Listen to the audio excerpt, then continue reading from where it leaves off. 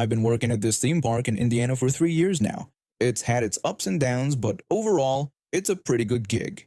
It was my first job ever, and it's opened a few doors for me outside of work too. This year, I started working in the rides area of the park. The job is pretty straightforward. Follow the rules, operate the ride without messing up, that sort of thing. One of the main rules we have is that we can't let anyone on a ride if they don't meet the minimum height requirement. Seems simple enough, right? Well, you'd be surprised how many people try to argue with that rule. And that's where my story begins. I operate one of the coasters in the park. It's the smallest one we have, besides the kiddie coaster, but it's still considered one of the best rides here. We need at least 2 people to run it. And on this one day, it was me and my co-worker. The morning started off smooth, with no issues. Then this woman and her kid showed up. My co-worker, who handles the main controls and checks heights, noticed the kid looked shorter than usual for this ride. He grabbed the height stick and approached them. My co-worker politely asked the woman if her child could step onto the yellow platform for measurement. The woman seemed fine with it at first, but when my co-worker measured the kid, he was definitely too short. My co-worker apologized and started to suggest another ride, but the woman interrupted him. She angrily questioned why her son couldn't ride, insisting he was allowed on the swings, which she claimed had the same height requirement. Now, I should mention that the people running the swings are kind of lazy when it comes to checking heights. They do most of their job right, but they tend to slack off on that part. My co-worker tried to explain again, but the woman cut him off, demanding that we let her son on the ride. By this point, other guests in line were getting annoyed with this woman's behavior, but weirdly, some of them were actually supporting her. The kid started screaming that he wanted to ride, and the woman tried to calm him down, saying she was doing what she could. My co-worker had finally had enough and told them to leave.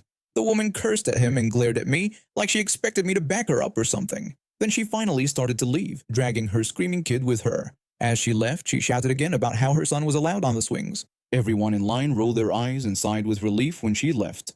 About an hour later, the same woman came back with a ride pass. These passes can be won at a Plinko game in the park. She handed it to me and requested front row seats for herself and her son. I told her I'd check with my co-worker about it. At first, I didn't recognize her because I'm not great with faces, but something seemed familiar. I went to talk to my co-worker about signing the pass, and he pulled me aside. He told me it was the same woman he'd kicked off earlier, just wearing different clothes. I felt so embarrassed that I hadn't realized. I went back to her and returned the ticket, apologizing and saying I couldn't let them on the ride. The woman demanded to know why not. Now, I'm usually pretty quiet and reserved. It's part of my high-functioning autism. I try to avoid conflicts, so I just stood there with my head down, feeling guilty for causing a scene. After a few seconds of silence, the woman got even angrier and accused me of ignoring her. My co-worker noticed I was struggling and came over to check on me. I nodded that I was okay, and he took over. The woman then started yelling about how she'd spent $20 on the pass and insisted we let them on the ride. My co-worker sent me away to collect myself and told me to call security in our operations base because he knew things were about to get ugly. I didn't hear the rest of their conversation, but suddenly I heard a loud crack. I looked over while I was on the phone with security and saw my co-worker holding his face, blood everywhere.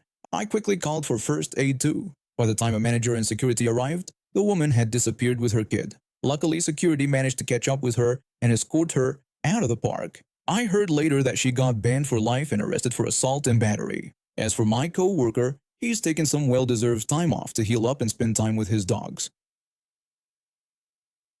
I was in 11th grade, living in a country where getting into a good college is pretty much the only thing that matters. Our school year starts in March, unlike in the US, and this whole mess kicked off in January. My older brother, who's 4 years ahead of me, gave me his old computer when I was in 11th grade. It was a beast of a machine, with top-of-the-line graphics cards and a CPU that could handle pretty much any game for the next few years. The problem? In our country, doing anything other than studying in high school is practically illegal. My parents weren't thrilled about me having such a powerful computer, but I promised I wouldn't download any games until I got into college. I was always the obedient kid, so they reluctantly agreed. That October, during a big national holiday, my annoying cousins came to visit. There were 2 of them, one my age and one 5 years younger. These kids were known for throwing tantrums and breaking things in our house without ever paying for the damage. Being the introvert I am, I just said hello, ate lunch, and retreated to my room for a nap. I made sure to lock the door because my room was full of Legos, snacks, and of course the computer. About an hour into my nap, I woke up to the sound of laughter. To my horror, I saw my cousins had picked the lock on my door with chopsticks. They'd turned on my computer, downloaded a bunch of games, and cranked up the volume. I yelled at them, demanding to know what they were doing in my room and reminding them that I had locked it.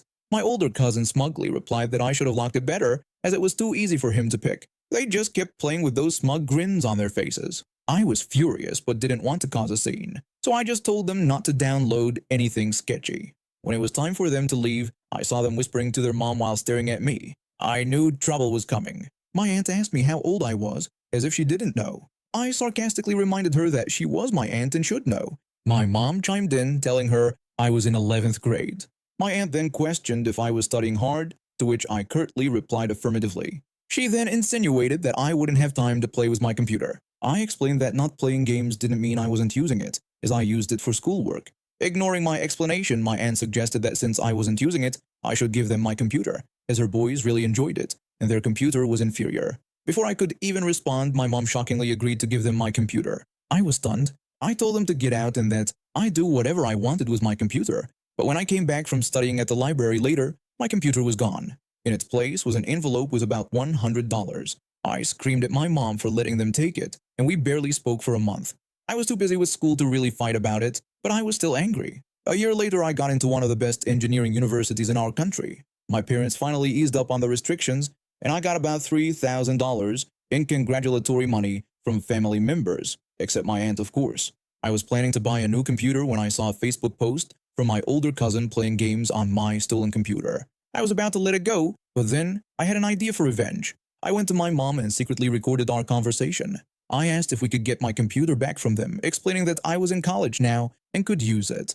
My mom refused, saying we had already given it to them and that starting conflicts with family could be a real pain. Perfect. I had proof that they took my computer against my will. That Christmas, we had a family gathering at my aunt's house. I snuck my baseball bat into my dad's golf bag and withdrew $100 in coins, putting them in a suitcase. At my aunt's house, I waited for the right moment and snuck into my cousin's room.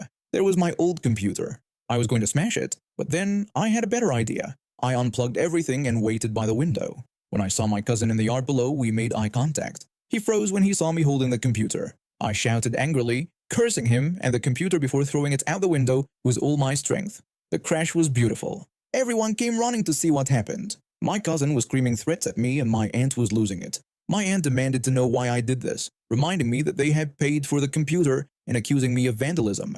I smiled and played the recording proving they took it against my will. Then I went to the car, got the suitcase full of coins, and dumped them on their living room floor. I sarcastically told them to enjoy their money and wished them luck finding a PC with that amount. I left and ignored all their calls and messages. My mom was furious, saying we'd never see that part of the family again. But my dad surprised me by coming to my room later and praising my actions. It turned out that my uncle had always been a jerk, even when my dad was a kid. My dad also mentioned that my uncle, a plastic surgeon, could have easily bought his kids a new computer, but was too cheap. I haven't seen them since, but I recently heard that my cousin's university filed for bankruptcy due to corruption. Karma, I guess. My husband and I were overjoyed when we found out we were expecting our first child. We'd been trying for a while, and it felt like everything was finally falling into place. We spent weeks picking out the perfect name for our little girl, Aria. It means air, or song in Italian, and we both fell in love with how beautiful and musical it sounded. When we finally gathered both our families to share the news, everyone was thrilled. There were hugs, tears, and lots of excitement about the new addition to the family. That is, until my mother-in-law opened her mouth. My mother-in-law exclaimed about how lovely the name was, but then shocked us by announcing her intention to have a spiritual rebirth and legally change her own name to Aria, claiming she felt connected to it. I was stunned into silence. Surely she was joking, right? But the look on her face told me she was dead serious. My husband tried to reason with her. My husband attempted to explain to his mother that this was the name he had specially chosen for their daughter, and that she couldn't simply take it for herself. But my mother-in-law dismissed his concerns, insisting it was just a name, and bizarrely claiming she had thought of it first, saying she'd been feeling very Aria-like lately. How could she be so selfish? We tried to explain that it would be confusing and hurtful to have her share the same name as her granddaughter, but she wouldn't listen. She just kept insisting that it was her name now. For the next few months, every family gathering turned into a battlefield. My mother-in-law would throw tantrums, claiming that we had stolen her identity by naming our unborn child Aria. She'd storm out of rooms, slam doors, and make a scene in front of everyone. During these outbursts, my mother-in-law would dramatically accuse us of stealing her name, declaring herself the real Aria, and calling our unborn baby an imposter. It was exhausting and stressful, especially while trying to prepare for our new baby. My husband and I tried everything to reason with her. We offered to help her pick a different name for her rebirth. We suggested therapy. We even considered changing our daughter's name just to keep the peace, but nothing worked. Then, just a month before my due date, we received a letter from a lawyer. My mother-in-law was suing us for intellectual property theft over the name Arya. She was demanding that we either change our daughter's name or pay her name royalties for the rest of her life. It was completely absurd. My husband pointed out the absurdity of trying to copyright a name, especially one she didn't even come up with. I agreed with him but voiced my concerns about the stress of the situation, especially with the baby due any day. We decided to fight back. We hired our own lawyer and prepared for a legal battle. It was the last thing we wanted to do, but we weren't going to let her bully us into changing our daughter's name or paying her for the privilege of using it. The day of the court hearing arrived, and I was a nervous wreck. I was 39 weeks pregnant and felt like I could go into labor at any moment. As we sat in the courtroom, my mother-in-law glared daggers at us from across the aisle. The judge asked for clarification, seemingly incredulous that my mother-in-law was actually suing us over the name we'd chosen for our unborn child. My mother-in-law confirmed this to the judge, dramatically claiming we had stolen her identity and that she was the true Arya. Our lawyer presented our case, explaining how ridiculous and baseless the lawsuit was. To our relief, the judge seemed to agree. The judge addressed my mother-in-law, noting the absurdity of her claim and pointing out that she couldn't claim ownership over a name, especially one she didn't create and that we had chosen before she expressed any interest in it. He then dismissed the case. My mother-in-law let out a shriek of outrage and had to be escorted from the courtroom. As we left, feeling relieved but emotionally drained, I felt a sharp pain in my abdomen. My water broke right there on the courthouse steps. 12 hours later, our beautiful daughter Arya was born. As I held her in my arms, all the stress and drama of the past few months melted away. She was perfect, and her name suited her perfectly. We didn't hear from my mother-in-law for several weeks after that. When she finally reached out, it was with a begrudging apology and a request to meet her granddaughter. We agreed, but with strict boundaries in place. When she arrived at our house, she was carrying a gift and looking sheepish. My mother-in-law apologized for her behavior, admitting she didn't know what had come over her. She then asked if she could meet little Arya. When I placed my daughter in her arms, I saw my mother-in-law's expression soften. For the first time, she seemed to realize how ridiculous she had been. My mother-in-law acknowledged that our daughter truly embodied the name Arya, admitting how silly she had been to think she could ever be as special as her. It wasn't a perfect ending, but it was a start. We still had a lot of healing to do as a family, but at least now we could focus on what really mattered. Our little Arya, who had brought so much joy and music into our lives despite all the chaos that preceded her arrival. I've been working at this marketing firm for about 3 years now. I started as a junior copywriter and worked my way up to senior copywriter. I always kept my head down, did my work, and tried to stay out of office politics. A few months ago, our team leader announced she was leaving for another company.